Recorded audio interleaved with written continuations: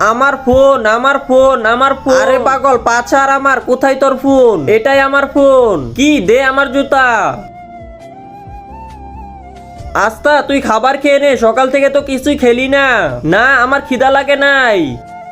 কয়েক মাস আগের কথা, বাচ্চারা লাঞ্চের টাইম হয়ে গেছে, সবাই লাঞ্চ করে নাও। ওই তুই কি লাঞ্চ করবি না? না আমাকে পড়তে হবে, যদি পরীক্ষায় ভালো রেজাল্ট করতে পারি তাহলে আমার বোন আমাকে নতুন ফোন কিনে দিবে।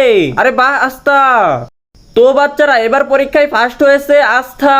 ইয়েস বোন, এই দেখো আমি পাশ হয়ে গেছি।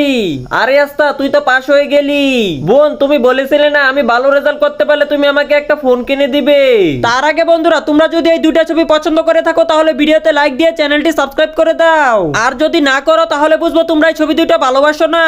আর কমেন্ট বক্সে বলে যাও 1 না 2। আমি জানতাম, এই জন্য আমি তোর জন্য আগেই ফোন কিনে রেখেছিলাম। ওয়াও ধন্যবাদ বোন।